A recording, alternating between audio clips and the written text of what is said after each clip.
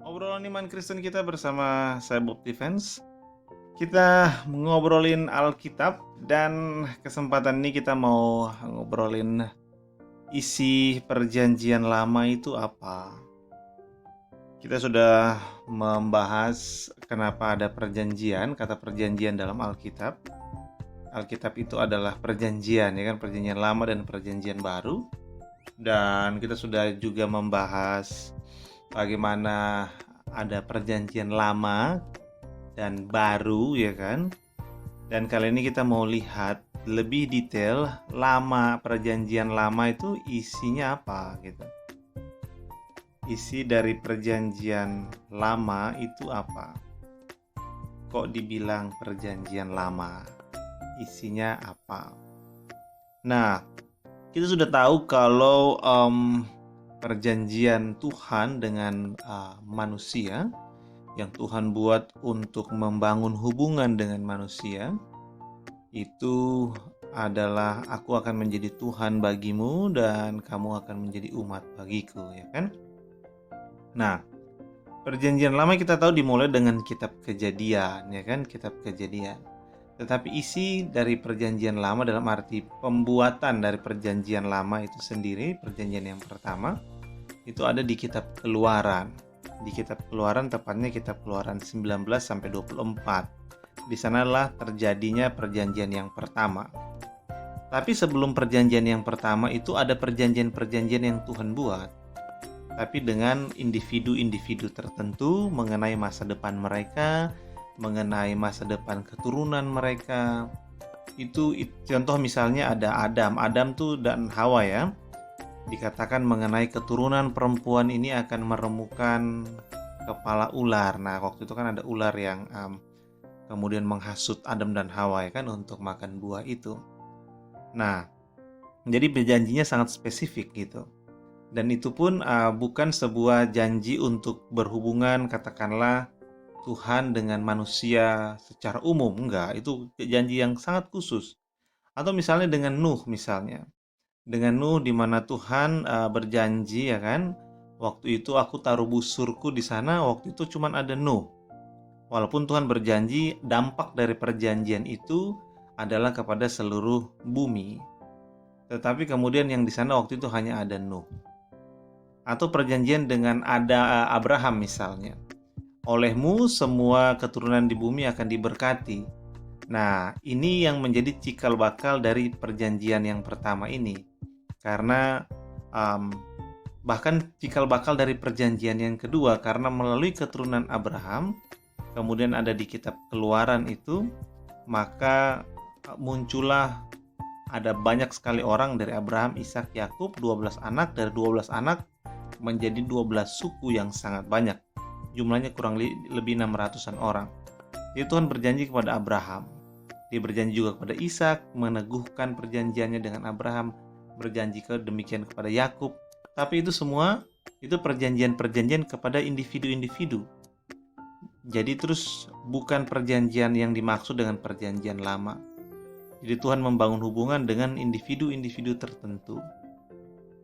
Nah, di dalam Keluaran 19 ini Tuhan tidak berjanji kepada individu tertentu. Dia berjanji kepada satu bangsa. Artinya semua orang di dalam bangsa itu yang jumlahnya kurang lebih 600.000 orang, bahkan ada yang bilang 2 juta, 600.000 sampai 2 juta orang ini Tuhan berjanji kepada seluruhnya untuk memiliki hubungan dengan Tuhan. Nah, dan kita tahu bahwa perjanjian ini di mana 600.000 orang ini Tuhan berjanji kepada mereka semua, dan Tuhan berencana untuk membuat 600.000 orang ini menjadi satu bangsa imam, di mana melalui mereka Tuhan akan berhubungan, ya kan, membangun hubungan dengan seluruh umat manusia gitu. Nah, jadi perjanjian dengan Israel ini adalah perjanjian di mana Tuhan berjanji kepada banyak sekali orang, yaitu 600.000 sampai 2 juta orang itu. Untuk kemudian nanti Tuhan memiliki hubungan melalui pelayanan Israel untuk seluruh dunia. Jadi perjanjiannya akan sama, perjanjian itu juga.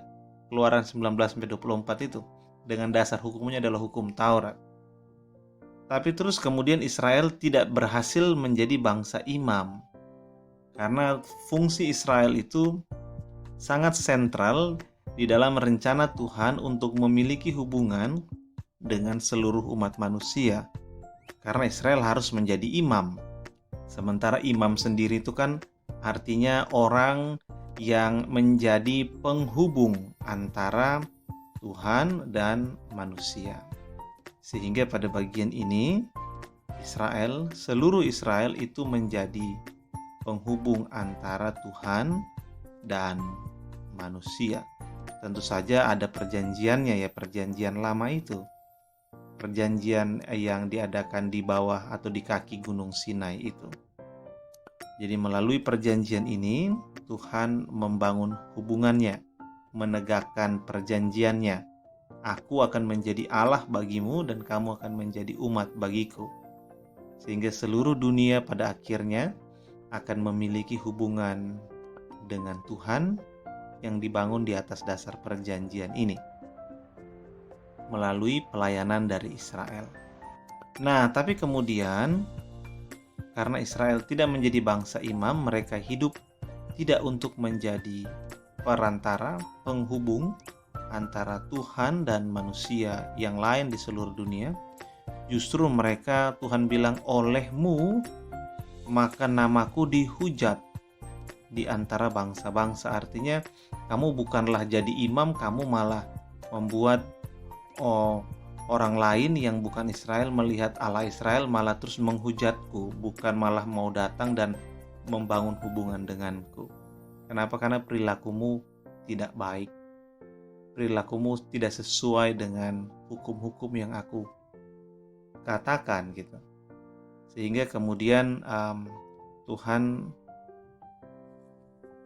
membangun atau membuat perjanjian yang kedua yang akan kita bahas dalam episode selanjutnya.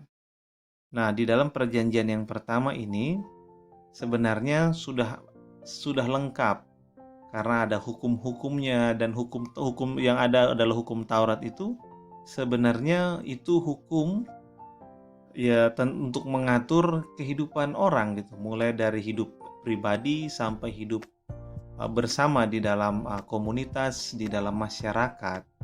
Karena hukum Taurat itu bukan cuma hukum ibadah pribadi, tapi juga hukum sosial masyarakat, hukum sipil, mengatur bagaimana hubungan satu dengan yang lain. Sehingga sudah lengkap, dan Tuhan mengharapkan hukum inilah yang nanti menjadi aturan bukan hanya bagi Israel, tapi juga bagi seluruh dunia melalui Israel gitu. Melalui Israel. Sehingga seluruh dunia akan berada di bawah satu atap, yaitu hukum Taurat ini. Karena hukum Taurat ini adalah hukum yang baik.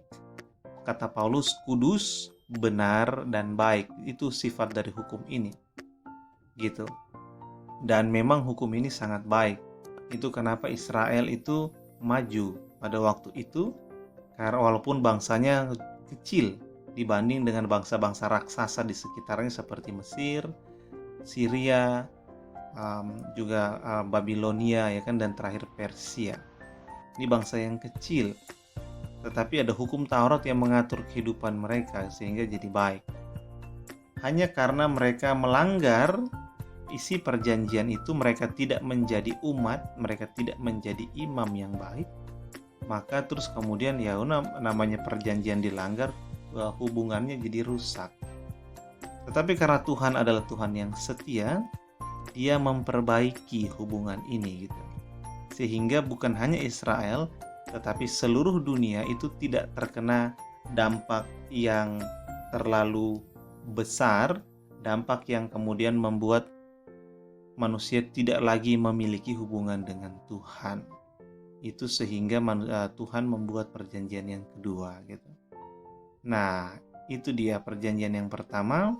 Isinya bagaimana Tuhan membangun hubungan dengan 600 sampai 2 juta orang, dan diharapkan melalui 600 sampai 2 juta orang ini ketika mereka memiliki hubungan dengan Tuhan, maka mereka menjadi imam bagi manusia di seluruh dunia, sehingga manusia di seluruh dunia pun memiliki hubungan dengan Tuhan penciptanya. Tetapi karena mereka ini bangsa Israel ini gagal, maka rencana Tuhan untuk memiliki hubungan baik dengan Israel sendiri maupun dengan umat manusia di seluruh dunia itu menjadi terancam. Sehingga Tuhan dengan kesetiaannya, dengan kerinduannya untuk memiliki hubungan di atas perjanjian yang setia dan yang teguh dengan manusia, membuat satu perjanjian yang lain, yaitu perjanjian baru. Nah, kira-kira begitu ya. Sementara itu sejahtera dari Allah Bapa kita dan kasih karunia-Nya menyertai Anda dan orang-orang yang Anda kasihi.